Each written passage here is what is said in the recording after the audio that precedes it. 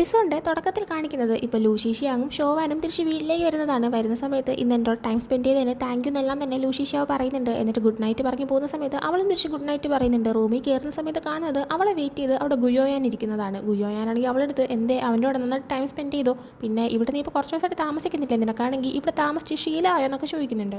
ഷോവാൻ അതിനൊരു മറുപടി കൊടുക്കുന്നില്ല. ആ സമയം ഗുയോയാൻ പറയുന്നുണ്ട്, നിന്റെ മുത്തശ്ശിയുടെ സർജറിക്ക് വേണ്ടിയിട്ടുള്ള ബാക്കി ക്യാഷും ഞാൻ റെഡിയാക്കിയിട്ടുണ്ട്. അത് മാത്രമല്ല സർജറിക്ക് ഒരു കിഡ്നി വേണമല്ലോ, അതിനൊരു ഡോണറിനെയും അന്വേഷിക്കുന്നുണ്ട്. നിനക്ക് ഞാൻ തരാമെന്ന് പറഞ്ഞ എല്ലാം തന്നെ ഞാൻ തരുന്നുണ്ട്, എന്നാൽ ഞാൻ പറഞ്ഞ കാര്യം നീ എനിക്ക് തരുന്നില്ലല്ലോ. ലൂഷി ഷിയാങ്ങിനെ വിദേശത്തേക്ക് പെട്ടെന്ന് തന്നെ അയക്കാനുള്ള എന്തെങ്കിലും പരിപാടി ഒപ്പിക്കാനായി പറയുമ്പോൾ അവനെ ആർട്ട് പഠിക്കാൻ തന്നെ നീ ഹെൽപ്പ് ചെയ്യാനായിട്ട് നോക്കുകയാണോ, അവൻ്റെ പോർട്ട്ഫോളിയോ ക്രിയേറ്റ് ചെയ്യാനായിട്ട് നീ അവനെ ഹെൽപ്പ് ചെയ്തുകൊണ്ടിരിക്കുകയാണല്ലേ എന്നിങ്ങനെ പറയുന്നുണ്ട്. ആ സമയം പെട്ടെന്ന് ലൂഷി ഷിയാങ് ആണെങ്കിൽ ഷോവാനിയൻ അകത്തേക്ക് വരുവാണ് എന്ന് പറഞ്ഞൊരു ഡോർ ഓർന്ന് വരുന്നുണ്ട്. ഗുയോയാൻ പെട്ടെന്ന് ഭയങ്കര സ്നേഹമുള്ളതുപോലെ പെരുമാറാനേ തുടങ്ങുന്നുണ്ട്. എന്നിട്ട് നിങ്ങൾ സംസാരിക്കുന്നു പറഞ്ഞിട്ട് അവർ പുറത്തേക്ക് പോകുന്നുണ്ട്. ആ സമയം ലൂഷി ഷിയാവോ അവരെന്തിനാ വന്നത്, അവരെന്തെങ്കിലും പ്രശ്നം ഉണ്ടാക്കി നോക്കുമ്പോൾ ഇല്ല, അത് പിന്നെ കുറച്ച് ദിവസമായിട്ട് ഞാൻ പഠിത്തത്തിൽ വല്ലതും ശ്രദ്ധിക്കുന്നില്ല, അതുകൊണ്ട് തന്നെ അവരാണെങ്കിൽ പഠിക്കാനായിട്ട് പറഞ്ഞിട്ട് പോയതാണ്, അവരെല്ലാം എൻ്റെ പഠിത്തത്തിൻ്റെ ക്യാഷ് എല്ലാം കൊടുക്കുന്നത്, അതുകൊണ്ടാണ് നമ്മൾ പറയുന്നുണ്ട്. ലൂഷി ഷിയാവോ അവർ തന്നെ ബുദ്ധിമുട്ടിക്കുന്നുണ്ടോ എന്ന് ആ സമയത്ത് ചോദിക്കുമ്പോഴത്തേക്കും അവൾ അങ്ങനെയൊന്നും ഇല്ല എന്ന് പറയുന്നുണ്ട്. ആ സമയം ലൂഷി ഷിയാവോ നേരത്തെ അവൻ വരച്ച ആ ഒരു ഡ്രോയിങ് അതിപ്പോൾ ഷോവാന് കൊടുക്കുകയാണ്. ഷോവാനെ പോയി ഇതെന്താ എനിക്ക് തരുന്നത്, ഇത് പ്രൊഫസർ ഷിന്നിന് കൊടുക്കാനുള്ളതല്ലേ എന്ന് പറയുമ്പോഴത്തേക്കും അല്ല, ഇത് ഞാൻ നിനക്ക് വേണ്ടി ചെയ്തതാണെന്ന് പറയുന്നുണ്ട്.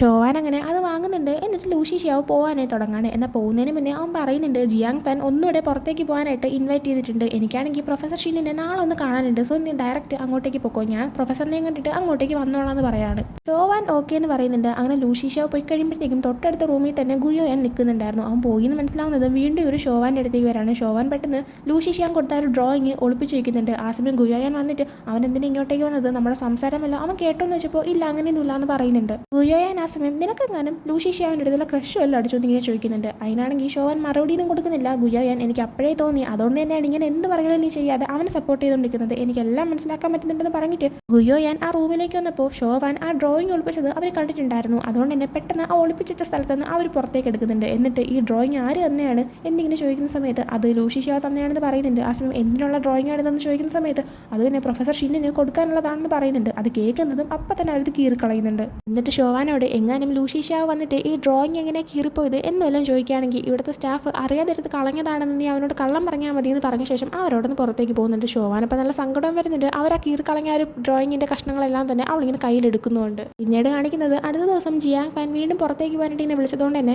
ഷോവാൻ അങ്ങോട്ടേക്ക് പോകുന്നതാണ്. ഇവരെ ഗാരേജിൻ്റെ അവിടെ തന്നെയാണ് ഇവർ നിൽക്കുന്നത്. അവിടെ വെച്ചിട്ട് മെങ്ങും പിന്നെ ഷോവാനും കൂടെ ആയിട്ട് കുറച്ച് ഫുഡെല്ലാം ഇങ്ങനെ ഗ്രില്ല് ചെയ്തുകൊണ്ട് നിൽക്കുന്ന സമയത്ത് അവൻ തന്നെ പ്രപ്പോസ് ചെയ്തതിന് നീ യെസ് പറഞ്ഞെന്നെല്ലാം തന്നെ ഷോവാൻ ചോദിക്കുന്നുണ്ട്. മെങ്ങപ്പോൾ ഇല്ല ഞാൻ ഓയാണ് പറഞ്ഞത്, ലോങ് ഡിസ്റ്റൻസ് റിലേഷൻഷിപ്പ് എന്നെ കൊണ്ട് പറ്റുന്ന പരിപാടിയല്ല, പക്ഷേ അവനാണെങ്കിൽ അതെങ്ങനെയും വർക്കൗട്ടാക്കി എടുക്കുമെന്ന് പറഞ്ഞു. പക്ഷേ അത് മാത്രമല്ല ചില സമയം എടുത്ത് ചാടിയുള്ള അവൻ്റെ ഒരു പെരുമാറ്റം അതെനിക്കിഷ്ടമല്ല, എനിക്കാണെങ്കിൽ അവൻ്റെ അടുത്ത് ചെറിയൊരു സ്നേഹമൊക്കെ ഉണ്ട്, പക്ഷേ എന്ന് വെച്ചിട്ട് ഞാനങ്ങനെ അവന് സമ്മതിച്ചു കൊടുക്കത്തൊന്നുമില്ല, ഞാനാണെങ്കിൽ ആലോചിച്ചിട്ട് പറയാവുന്ന രീതിയിലാണ് ഞാൻ നിൽക്കുന്നതെന്ന് പറയുമ്പോൾ അപ്പോൾ നീ മൊത്തത്തിൽ അവനെ റിജക്ട് ചെയ്തില്ല, പിന്നെ നിനക്കൊന്ന് ചെറുതായിട്ട് മാത്രമേ ഇഷ്ടമുള്ളൂ എന്നിങ്ങനെ ഷോവാൻ ചോദിക്കുമ്പോൾ ചെറുതായിട്ട് മാത്രമേ ഉള്ളൂ എന്ന് അവൾ പറയുന്നുണ്ട്. ആ സമയം ഷോവാനാണെങ്കിൽ ഇങ്ങനെ ഒരാളെ നിന്ന് പ്രപ്പോസൽ കിട്ടുമ്പോൾ എങ്ങനെയാണ് ഫീൽ ചെയ്യുന്നതെന്ന് ചോദിക്കുമ്പോൾ എന്ത് പറ്റി ആരെങ്കിലും പ്രപ്പോസ് ചെയ്യാൻ ഭയങ്കര ആഗ്രഹമുണ്ടോ എന്ന് തിരിച്ച് മെങ്ങ് ചോദിക്കുന്നുണ്ട്. ഷോവാനെ പോയി ഞാൻ ഒരു മനുഷ്യനല്ലേ, ഇതൊക്കെ എങ്ങനെയാണ് ഫീൽ ചെയ്യുന്നത് എനിക്കും അറിയാൻ ആഗ്രഹമുണ്ടെന്ന് പറയുന്നുണ്ട്.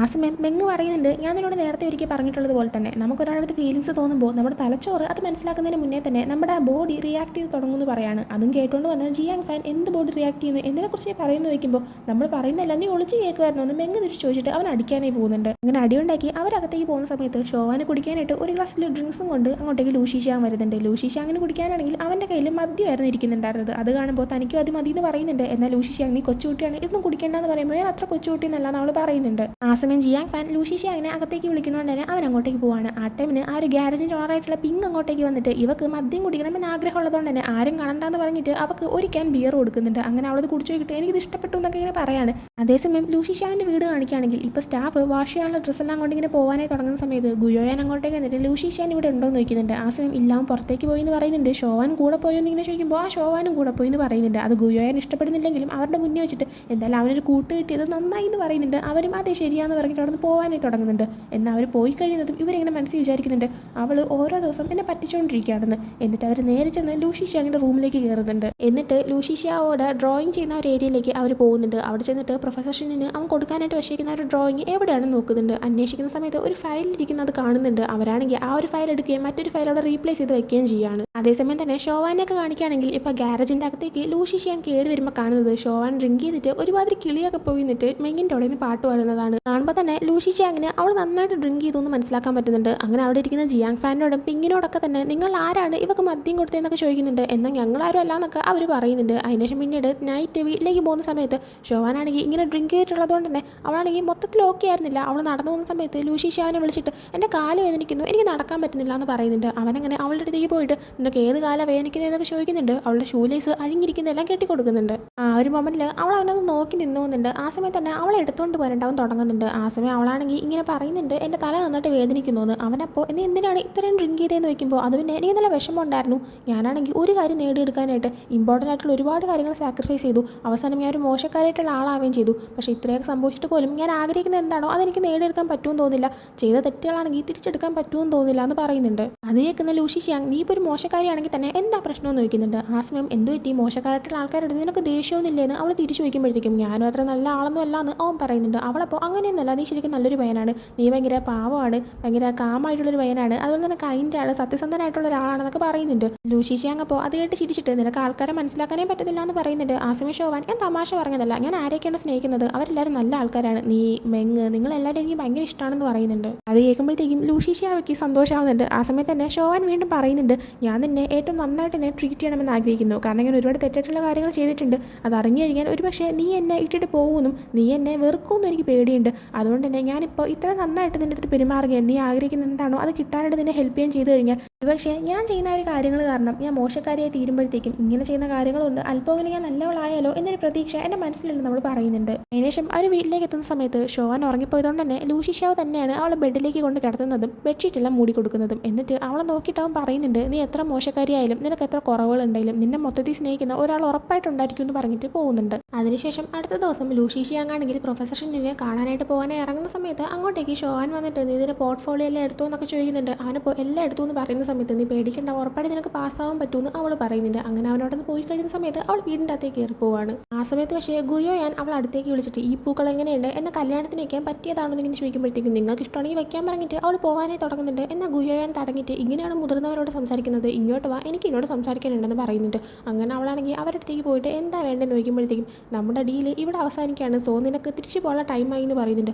അവളപ്പോൾ എന്താ ഉദ്ദേശിക്കുന്നത്, നിങ്ങൾ എന്തെങ്കിലും പരിപാടി ഒപ്പിച്ചോ, എന്തേ അവൻ്റെ പോർട്ട്ഫോളിയോയിൽ നിങ്ങൾ എന്തെങ്കിലും ചെയ്തോ എന്നൊക്കെ ഇങ്ങനെ ചോദിക്കുന്നുണ്ട്. അതും ചോദിച്ചുകൊണ്ട് നേരെ അവൾ ലൂഷി ഷാവിൻ്റെ റൂമിലേക്ക് പോകാനും ലൂഷി ഷാവിനെ ഫോൺ ചെയ്യാനൊക്കെ നിൽക്കുന്നുണ്ട്. എന്നാൽ ഗുയോ ഞാൻ നീയാണെങ്കിൽ ഈ ഫാമിലി കാര്യത്തിൽ ഇടപെടുന്ന നിർത്ത്, നീ നിൻ്റെ പണി നോക്കാനേ പറയുന്നുണ്ട്. അപ്പോൾ തന്നെ ശരിക്കും ഒരു പോർട്ട്ഫോളിയോയിൽ എന്തോ ചെയ്തു എന്ന് മനസ്സിലാക്കിയിട്ട് നിങ്ങളെങ്ങാനും പോർട്ട്ഫോളിയോ മാറ്റി വെച്ചോ, അവനപ്പോൾ കൊണ്ടുപോയതിൻ്റെ അത് അവൻ ചെയ്ത ഡ്രോയിങ്സ് ഇല്ലേ എന്നിങ്ങനെ ചോദിക്കുകയാണ്. ഗുയോ ഞാൻ അതിനൊരു മറുപടി കൊടുക്കുന്നില്ല. അപ്പം തന്നെ താൻ ചോദിച്ചത് ശരിയായിട്ടുള്ളൊരു കാര്യമാണെന്ന് ഷോവാനും മനസ്സിലാക്കാൻ പറ്റുന്നുണ്ട്. അത് മാത്രമല്ല തന്നെ കുറ്റക്കാരിയാക്കാനായിട്ട് ഒരു പക്ഷേ ശരിക്കുള്ള പോർട്ട്ഫോളിയോ താൻ നിൽക്കുന്ന റൂമിലായിരിക്കും ഇവർ കൊണ്ടുവച്ചതെന്നും അവർക്ക് സംശയമുള്ളതുകൊണ്ട് അങ്ങോട്ടേക്ക് പോയി ചെക്ക് ചെയ്യുന്നുണ്ട്. ചെക്ക് ചെയ്യുമ്പോൾ കറക്റ്റ് ആയിരുന്നു, അവൾക്ക് അവിടെ നിന്ന് കിട്ടുന്നുണ്ട്. അവൾ അതുകൊണ്ട് പെട്ടെന്ന് തന്നെ അവൻ്റെ അടുത്തേക്ക് പോകാനായി നിൽക്കുന്നുണ്ട്. എന്നാൽ മുത്തശ്ശിയുടെ കാര്യം പറഞ്ഞിട്ട് വീണ്ടും ഗുയോ ഞാൻ അവളിങ്ങനെ ഭീഷണിപ്പെടുത്തുന്ന സമയത്ത് അവളാണെങ്കിൽ നിങ്ങൾ എന്താണെന്ന് വെച്ചാൽ പോയി കാണില്ലേ, എൻ്റെ മുത്തശ്ശിയുടെ ലൈഫിൽ ഇനി നിങ്ങൾ കയറി വരാൻ നിൽക്കണ്ട, നമ്മൾ തമ്മിലുള്ള ഡീലും ഇവിടെ വെച്ച് ക്ലോസ് ആവുന്നു, എങ്ങാനും എന്തെങ്കിലും പണി ഒപ്പിക്കാൻ നോക്കിക്കഴിഞ്ഞാൽ നിങ്ങളുടെ ഈ രഹസ്യങ്ങളെല്ലാം തന്നെ ഞാൻ എല്ലായിടത്തും തുറന്നു പറയും, ഞാൻ നശിക്കുകയാണെങ്കിൽ നിങ്ങളെയും കൊണ്ടേ ഞാൻ പോകുള്ളൂ എന്ന് പറഞ്ഞിട്ട് അവൾ നേരെ അവിടുത്തെ പുറത്തേക്ക് പോകുന്നുണ്ട്. ഷോവാൻ അങ്ങനെ ടാക്സിയിൽ പോകുന്ന സമയത്ത് റോഡ് നല്ല ബ്ലോക്കായിരുന്നു, അതുകൊണ്ട് തന്നെ സമയത്തിന് തനിക്ക് എത്താൻ പറ്റില്ലെന്നും അവൾക്ക് മനസ്സിലാക്കാൻ പറ്റുന്നുണ്ട്. അതുകൊണ്ട് തന്നെ പെട്ടെന്ന് അവൾ ആ ടാക്സിയിൽ നിന്ന് ഇറങ്ങിയിട്ട് അങ്ങോട്ടേക്ക് ഓടിപ്പോകാനായി തുടങ്ങുന്നുണ്ട്. അവളങ്ങനെ ആ ബിൽഡിങ്ങിലെത്തിയിട്ട് പ്രൊഫസർ ഷിന്നിൻ്റെ ഓഫീസ് ഏതാണെന്ന് കണ്ടുപിടിച്ച് അങ്ങോട്ടേക്ക് പോകുന്നുണ്ട്.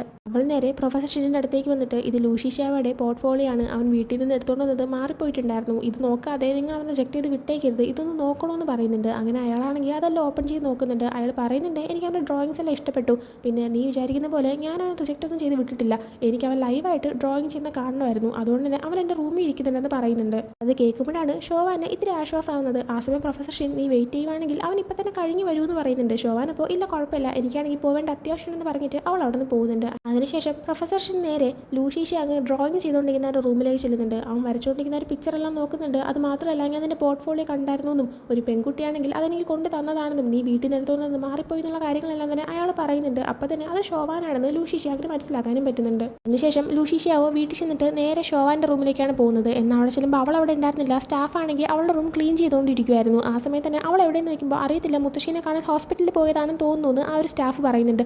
അപ്പോൾ തന്നെ അവൻ നോക്കുമ്പോൾ കുറച്ച് പേപ്പർ കഷ്ണം കിടക്കുന്ന കണ്ടിട്ട് അവനത് ആ ഒരു സ്റ്റാഫിൻ്റെ കയ്യിൽ നിന്ന് വാങ്ങുന്നുണ്ട്. അവനങ്ങനെ നോക്കുന്ന സമയത്ത് അത് അവൻ കഴിഞ്ഞ ദിവസം ഷോവാനും എടുത്ത ഒരു ഡ്രോയിങ് ഓരോരോ കഷ്ണങ്ങളായിട്ട് ഇരിക്കുന്നതായിരുന്നു. അങ്ങനെ അവൻ അതും കൊണ്ട് അവൻ്റെ റൂമിലേക്ക് വരുന്നുണ്ട്. അതെല്ലാം തന്നെ ഇങ്ങനെ കറക്റ്റ് ഓർഡറിൽ വെക്കാനേ നോക്കുന്ന സമയത്ത് കിലാൻ അങ്ങോട്ടേക്ക് കയറി വന്നിട്ട് നീ പേപ്പർ വെച്ചും കളി തുടങ്ങിയോ എന്ന് ചോദിക്കുന്നുണ്ട്. അവനപ്പോൾ ഒന്ന് നോക്ക് ചെയ്തിട്ട് വരാൻ പാടില്ലെന്ന് ഇങ്ങനെ ചോദിക്കുകയാണ്. കിലാനപ്പോൾ നിന്റെ ക്രിയേറ്റിവിറ്റി നശിപ്പിക്കണ്ടെന്ന് എഴുതിയിട്ടാണ് ഇങ്ങനെ നോക്ക് ചെയ്യാതെ വന്നതെന്ന് പറഞ്ഞ ശേഷം റൂമിൽ കയറിയിട്ട് കോഫി മെഷീനിൽ നിന്ന് ഒരു കോഫി റെഡിയാക്കുന്നുണ്ട്. എന്നിട്ട് അവൻ ഡ്രോയിങ് ചെയ്യുന്ന ഒരു ഏരിയയിലേക്ക് പോയി നോക്കുമ്പോഴത്തേക്കും അവിടെ ഒരു ചെടി ഇരിക്കുന്ന കാണുന്നുണ്ട്. അത് കാണുമ്പോഴത്തേക്കും ആഹാ നീ നിന്റെ റൂമിൽ ചെടിയൊക്കെ വെച്ച് തുടങ്ങിയോ എന്നൊക്കെ ഇങ്ങനെ ചോദിക്കുകയാണ്. ആ ചെടി ആക്ച്വലി അവന് വയ്യാതിരിക്കുന്ന സമയത്ത് ഷോവാൻ അവന് കൊടുത്തതായിരുന്നു. കിലാൻ എന്നിട്ട് അവനോട് പറയുന്നുണ്ട് നീ പറഞ്ഞതനുസരിച്ച് ഞാനാണെങ്കിൽ ഗുയോയാനെ കുറിച്ച് ഒരു ബാക്ക്ഗ്രൗണ്ട് ചെക്കെല്ലാം നടത്തി. അവർ നമ്മുടെ അടുത്ത് പറഞ്ഞൊരു കാര്യം ശരി തന്നെയാണ്. ഒരിക്കൽ അവരുടെ കല്യാണം കഴിഞ്ഞതാണ്. ആ ഒരു കല്യാണത്തിന് അവർക്കൊരു മോളുണ്ട്. ആ മോൾ നിന്റെ ക്ലാസ്മേറ്റ് ആയിട്ടുള്ള ഷോവാനാണെന്ന് പറയുന്നുണ്ട്. അത് കേൾക്കുന്നതും ലൂഷി ഷാവുന്ന ഷോക്കായി പോകുന്നുണ്ട്. കിലാൻ അപ്പോൾ പറയുന്നുണ്ട് കണ്ടിട്ട് അമ്മയും മോളും കൂടെ ആയിട്ട് പ്ലാൻ ചെയ്ത് ഈ കുടുംബത്തിൽ കയറി പറ്റാൻ നോക്കുവാണെന്ന്. നീയും നിന്റെ അച്ഛനും അതിൽ വിടരുത്. എന്തായാലും നമ്മൾ നേരത്തെ തന്നെ സത്യം മനസ്സിലാക്കിയത് നന്നായി ഇങ്ങനെ പറയുന്നുണ്ട്. ആ സമയം ഒരിക്കലും അവൾ അങ്ങനത്തെ ഒരാളല്ല എന്ന് ലൂഷി ഷാവ് പറയുന്നുണ്ട്. കിലാൻ അപ്പോൾ എങ്ങനത്തെ ആളല്ലെന്ന് നമുക്കൊരിക്കലും വിശ്വസിക്കാൻ പറ്റില്ല എന്ന് പറഞ്ഞിട്ട് കിലാൻ അവിടെ നിന്ന് പോവുകയാണ്. അതിനുശേഷം ഷോവാനെ കാണിക്കുകയാണെങ്കിൽ അവളിപ്പോൾ നൈറ്റ് മുത്തശ്ശിയുടെ കൂടെ ഹോസ്പിറ്റലിൽ ഇരിക്കുന്ന സമയത്താണ് ഡോക്ടർ സംസാരിക്കാനായിട്ട് അവളെ വിളിക്കുന്നത്. അവളങ്ങനെ പുറത്തേക്ക് ചെന്ന് സംസാരിക്കുന്ന സമയത്ത് ഡോക്ടർ പറയുന്നുണ്ട് ഒരു ഹാപ്പി ന്യൂസ് ഉണ്ട്. മുത്തശ്ശിയുടെ സർജറിക്കുള്ള ഡേറ്റ് റെഡി ആയിട്ടുണ്ട്. എല്ലാ കാര്യങ്ങളും ഫിക്സ് ആണ്. നീയാണെങ്കിൽ നാളെ തന്നെ പകുതി ക്യാഷ് അടയ്ക്കണം. നിങ്ങൾക്ക് ക്യാഷിന് ബുദ്ധിമുട്ടുണ്ടെന്ന് എനിക്ക് നന്നായിട്ട് അറിയാം. അതുകൊണ്ട് നിനക്കിപ്പോൾ ക്യാഷ് റെഡിയാക്കാനായിട്ട് പറ്റിയില്ലെങ്കിൽ നീ അത് എന്നോട് പറയണം. എങ്കിൽ നമുക്ക് ട്രീറ്റ്മെൻറ്റിൽ എന്തെങ്കിലും മാറ്റങ്ങൾ വരുത്താമെന്ന് പറയുന്നുണ്ട്. ഷോവാൻ അപ്പോൾ അത് വേണ്ട, ഈ ഒരു ട്രീറ്റ്മെൻറ്റ് തന്നെ മുന്നോട്ട് പോയിക്കോട്ടെ. എൻ്റെ മുത്തശ്ശി ഒരുപാട് കാലം എന്നോട് വേണമെന്ന് എനിക്ക് ആഗ്രഹമുണ്ടെന്ന് അവൾ പറയുന്നുണ്ട്. അത് മാത്രമല്ല ഗുയോയാനുമായിട്ടുള്ള ഒരു ഡീൽ ഇപ്പോൾ ഓഫ് ആയതുകൊണ്ട് തന്നെ അവൾക്കാണെങ്കിൽ ഗുയോയാൻ്റെ കയ്യിൽ നിന്ന് എന്തായാലും ക്യാഷ് കിട്ടത്തില്ല. അതുകൊണ്ട് തന്നെ ഫാങ് എന്ന് പറഞ്ഞ ഒരാളെടുത്തുനിന്ന് അവൾ ലോൺ എടുക്കാനേ വരുന്നുണ്ട്. എത്ര രൂപ തരുമായിരിക്കും ഇങ്ങനെ ചോദിക്കുമ്പോഴത്തേക്കും 1 ലക്ഷം തരാമെന്ന് അയാൾ പറയുന്നുണ്ട്. അവളിപ്പോൾ 2 ലക്ഷം തരാമെന്ന് ഇങ്ങനെ ചോദിക്കുമ്പോഴത്തേക്കും നിനക്ക് അതിന് പകരമായിട്ട് വയ്ക്കാൻ വസ്തുവോ സംഭവങ്ങളോ ഒന്നും തന്നെ ഇല്ല. പിന്നെ ഞാൻ എങ്ങനെ വിശ്വസിച്ച് അത്രയും പൈസ തരുമെന്ന് ഇങ്ങനെ ചോദിക്കുന്നുണ്ട്. ഷോവാൻ അപ്പോൾ 10 വർഷം മുമ്പ് എൻ്റെ മുത്തശ്ശി ഒരിക്കൽ നിങ്ങളെ കാണാനായിട്ട് വന്നിട്ടുണ്ട്. അവരുടെ പേര് ഹുവാങ് എന്നാണ്. 10 വർഷം മുമ്പ് ഞങ്ങൾക്ക് താമസിക്കാൻ സ്ഥലമൊന്നും ഇല്ലാതിരുന്ന സിറ്റുവേഷനിൽ നിങ്ങളായിരുന്നു ഞങ്ങൾക്കൊരു പഴയ ബിൽഡിംഗ് താമസിക്കാനായിട്ട് തന്നിട്ടുണ്ടായിരുന്നത്. ഞങ്ങൾക്ക് ലോൺ തിരിച്ചടയ്ക്കാനായിട്ട് പൈസ ഇല്ലാത്തതുകൊണ്ടും റെൻ്റായിട്ടായിരുന്നു ഞങ്ങൾ തന്നുകൊണ്ടിരുന്നത്. നിങ്ങളത് ഓർക്കുന്നുണ്ടോ എന്ന് ഇങ്ങനെ ചോദിക്കുമ്പോഴത്തേക്കും ഹുവാങ്ങിൻ്റെ കൊച്ചുമകളാണോ നീ എന്ന് അയാൾ തിരിച്ച് ചോദിക്കുന്നുണ്ട്. ആ സമയം ഷോവാൻ അതേന്ന് പറയുന്നുണ്ട്. അയാൾ നിൻ്റെ മുത്തശ്ശി ശരിക്കും നല്ലൊരു വ്യക്തിയായിരുന്നു. എനിക്ക് എൻ്റെ ജീവിതത്തിൽ ഒന്നും ഇല്ലാതിരുന്ന സമയത്ത് നിൻ്റെ മുത്തശ്ശി എനിക്ക് കഴിക്കാനായിട്ട് ഒത്തിരി തവണ ആഹാരം തന്നിട്ടുണ്ട്. അതുകൊണ്ട് തന്നെ ഞാൻ അക്കാര്യത്തിൽ അവരുടെ കടപ്പെട്ടാണ് ഇരിക്കുന്നത്. അതിന് പകരമായിട്ട് ഞാൻ ഈ ക്യാഷ് തരാൻ റെഡിയാണ്. പക്ഷേ നീ ആലോചിച്ച് വേണം തീരുമാനം എടുക്കാനായിട്ട്. നിനക്ക് ഓക്കെ ആണെങ്കിൽ ഈ ഒരു ആപ്ലിക്കേഷൻ എല്ലാം തന്നെ ഫില്ല് ചെയ്തിട്ട് വരാനായി പറയുന്നുണ്ട്. അതിനുശേഷം ഷോവാൻ തിരിച്ച് ലൂഷി ഷാങ്ങിൻ്റെ വീട്ടിലേക്ക് പോകുന്നുണ്ട്. അവളുള്ള ഒരു റൂമിലേക്ക് ചെന്നിട്ട് അവളുടെ സാധനങ്ങളെല്ലാം പാക്ക് ചെയ്ത് അവൾ ഇറങ്ങുന്നുണ്ട്. എന്നാൽ ആ സമയത്ത് ലൂഷി ഷാങ് അങ്ങോട്ടേക്ക് വന്നിട്ട് അല്ല ഇത്ര പെട്ടെന്ന് എങ്ങോട്ടാണ് പോകുന്നതെന്ന് ചോദിക്കുന്നുണ്ട്. ആ സമയം അത് പിന്നെ മുത്തശ്ശിയുടെ അടുത്തേക്ക് പോകാമെന്ന് വിചാരിച്ചു. മുത്തശ്ശിക്ക് തീരെ വയ്യാന്ന് പറഞ്ഞപ്പോൾ മുത്തശ്ശിയാണെങ്കിൽ ഹോസ്പിറ്റലിൽ നിന്ന് ഡിസ്ചാർജ് ആയില്ലേ എന്ന് ചോദിക്കുന്നുണ്ട്. ആ സമയം ഡിസ്ചാർജ് ആവുകയാണെന്ന് അവളിങ്ങനെ തിരിച്ച് മറുപടി പറയുന്നുണ്ട്. ലൂഷി ഷാൻ അപ്പോൾ നിനക്കാണെങ്കിൽ ഇനി പ്ലാനൊന്നും കണ്ടിന്യൂ ചെയ്യണ്ടേ, എനിക്ക് നിന്നെ വിടാനും താല്പര്യമില്ല എന്നിങ്ങനെ പറയുന്ന സമയത്ത് ഷോവാനാണെങ്കിൽ സത്യങ്ങളെല്ലാം നിനക്ക് മനസ്സിലായി എന്നുള്ള കാര്യം ഞാൻ അറിഞ്ഞിരുന്നു. അതുകൊണ്ട് തന്നെ എനിക്കാണെങ്കിൽ ഇനി വേറൊന്നും പറയാനായിട്ടില്ല എന്ന് പറയുന്നുണ്ട്. ആ സമയം ലൂഷി ഷാൻ നീ ഇങ്ങനെയൊന്നും ചെയ്യത്തില്ല എന്ന് എനിക്ക് നന്നായിട്ടറിയാം. അതുകൊണ്ട് തന്നെ എന്തെങ്കിലും ഉണ്ടെങ്കിൽ അത് ഞാനുമായിട്ട് ഷെയർ ചെയ്യും. ഇല്ലെങ്കിൽ നിനക്ക് എന്നെ പിന്നെ പ്രശ്നമാവുമെന്ന് പറയാണ്. എന്നാൽ ഷോവാൻ എനിക്കിനി പ്രത്യേകിച്ച് യാതൊന്നും പറയുന്നില്ല എന്ന് പറഞ്ഞിട്ട് അവൾ അവിടെ നടന്നു പോകാനായി തുടങ്ങുന്നുണ്ട്. അത് മാത്രമല്ല ഷോവാൻ അവളുടെ ബാഗെല്ലാം പാക്ക് ചെയ്യുന്ന സമയത്ത് അവിടുത്തെ സ്റ്റാഫിനോട് അവൾ സംസാരിച്ചായിരുന്നു. ലൂഷി ഷാങ്ങിന് ആ ഒരു ഡ്രോയിങ് കീറിപ്പോയ ആ ഒരു കഷ്ണങ്ങളെല്ലാം തന്നെ കിട്ടിയിട്ടുണ്ടായിരുന്നെന്നും അവന് കാര്യങ്ങൾ ഒരുവിധം മനസ്സിലായെന്നും അവൾ അവരുടെ നിന്ന് അറിഞ്ഞിട്ടുണ്ടായിരുന്നു. അതിനുശേഷം ഷോവാൻ അടുത്ത ദിവസം ആർക്കേഡിലേക്ക് പോകുന്ന സമയത്ത് അവിടെ ഓൾറെഡി ലൂഷി ഷാവ് നിൽക്കുന്നുണ്ടായിരുന്നു. ലൂഷി ഷാവിനെ ഫേസ് ചെയ്യാൻ അവൾക്ക് നല്ല ബുദ്ധിമുട്ടുണ്ടായിരുന്നതുകൊണ്ട് തന്നെ അവൾ പെട്ടെന്ന് തന്നെ അവിടെ നിന്ന് ഇറങ്ങി പോകുന്നുണ്ട്. അത് കണ്ടിട്ട് അവനും പുറകെ പോവാണ്. അതേസമയം ഷോവാൻ ഇറങ്ങി പോകുന്ന സമയത്ത് അവൾ എടുത്ത ലോൺ എപ്പോൾ അടച്ചു തീർക്കുമെന്ന് ചോദിച്ചിട്ട് എപ്പോഴും അവളുടെ പുറകെ നടന്ന് ശല്യം ചെയ്യുന്ന ആ ഒരു പയ്യന്മാർ ഇപ്പോഴും അവളുടെ മുന്നിൽ വരുന്നുണ്ട്.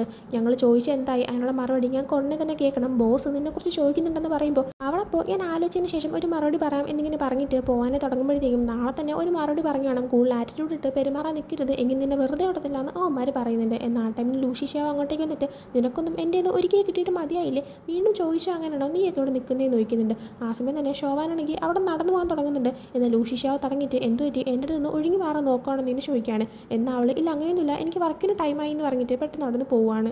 ലൂഷി ഷാവ് അപ്പോൾ ആ പയ്യന്മാരുടെ അടുത്ത് നിങ്ങൾ എന്തിനാണ് അവളെ പുറകെ നടക്കുന്നതെന്ന് ചോദിക്കുന്നുണ്ട്. എന്നാൽ അത് പറയാനായിട്ട് സൗകര്യമില്ല എന്ന് അതിന് മെയിനായിട്ട് നിൽക്കുന്ന ലൂഹോ എന്ന് പറഞ്ഞ ഒരു പയ്യൻ പറഞ്ഞിട്ട് പോകാനായി തുടങ്ങുന്നുണ്ട്. എന്നാൽ വീണ്ടും പറയുന്നുണ്ട് ഞാൻ വേണമെങ്കിൽ അത് പറഞ്ഞുതരാം, അതിന് പകരമായിട്ട് ഞാൻ പറയുന്ന സംബന്ധം എനിക്ക് തരണമെന്ന്. ലൂഷി ഷാവ് അപ്പോൾ നീ ഇങ്ങനെ ഡിമാൻഡൊക്കെ വെച്ച് തുടങ്ങിയോ, ഒരു കാര്യം ചെയ്യാം, നമുക്കൊരു ബെറ്റ് വയ്ക്കാം. ആ ബെറ്റിൽ നീ പറയുന്ന ഏത് കളി വേണം നമുക്ക് കളിക്കാം. ഞാൻ ജയിക്കുകയാണെങ്കിൽ അവളെ പുറകിൽ എന്തിനാണ് നടക്കുന്നതെന്ന് നീ എന്നോട് പറയണം. ഇനിയിപ്പോൾ നീയാണ് ജയിക്കുന്നതെങ്കിൽ നീ പറയുന്ന എന്തെങ്കിലും ചെയ്യുമെന്ന് ലൂഷി ഷിയാവോ പറയുന്നുണ്ട്. അപ്പോൾ തന്നെ ആ ഒരു ഡീൽ ഇഷ്ടപ്പെട്ടിട്ട് അവൻ ഓക്കെ എന്ന് പറയുകയും ചെയ്യുന്നുണ്ട്. പിന്നീട് ഉടനെ തന്നെ ആ ഒരു കളി അത് ബാസ്കറ്റ് ബോൾ ആയിരുന്നു, അത് അവർ സ്റ്റാർട്ട് ചെയ്യുന്നുണ്ട്. അങ്ങനെ ആ ഒരു മാച്ച് നടക്കുന്ന സമയത്ത് തന്നെ ആർക്കേയിൽ ഷോവാൻ നിന്ന് വർക്ക് ചെയ്തുകൊണ്ടിരിക്കുകയായിരുന്നു. ആ സമയത്ത് ആർക്കേയിൽ 2-3 പയ്യന്മാരൊന്നിങ്ങനെ സംസാരിക്കുന്നുണ്ട്. അതായത് ബാസ്കറ്റ് ബോൾ കോർട്ടിൽ ഇതുപോലെ ലൂഹോയും ലൂഷി ഷിയാവനൊക്കെ തമ്മിൽ കളിക്കുന്നുണ്ട്. അതിൽ ലൂഹോ ആണെങ്കിൽ തെറ്റായിട്ടുള്ള രീതിയിലാണ് കളിക്കുന്നത്, അങ്ങനെ ഒരു അടി അടക്കാൻ ചാൻസ് ഉണ്ടെന്നൊക്കെ പറയുന്നുണ്ട്. ഇതെല്ലാം തന്നെ ഷോവാനും കേട്ടിട്ട് പെട്ടെന്ന് അവളും അങ്ങോട്ടേക്ക് പോവാണ്. അങ്ങനെ കളി കാണുന്ന സമയത്ത് അവർക്ക് മനസ്സിലാക്കാനായിട്ട് പറ്റുന്നുണ്ട് ഈ ഒരു ലൂഹോ ആണെങ്കിൽ കളിക്കുന്നത് ഭയങ്കര ചീപ്പായിട്ടായിരുന്നു. എപ്പോഴും അവരടിച്ചിടുക എന്നൊരു തെറ്റായിട്ട്, എന്നാലും ഫൗളാണ് കളിക്കുന്നതെന്ന് റെഫറി ഒരിക്കൽ പോലും പറയുന്നില്ല. അങ്ങനെ വിട്ടുകൊടുക്കാൻ പാടില്ല എന്ന് തീരുമാനിച്ചിട്ട് ലൂഷി ഷിയാവോയും അവൻ്റെ ഫ്രണ്ട്സ് എല്ലാവരും തന്നെ നന്നായിട്ട് തന്നെ കളിക്കുന്നുണ്ട്. ഫസ്റ്റ് ഹാഫിൽ അവർ സൂപ്പറായിട്ട് കളിക്കുന്നുണ്ട്. സെക്കൻഡ് ഹാഫിൻ്റെ മുന്നേയുള്ള ബ്രേക്കിൽ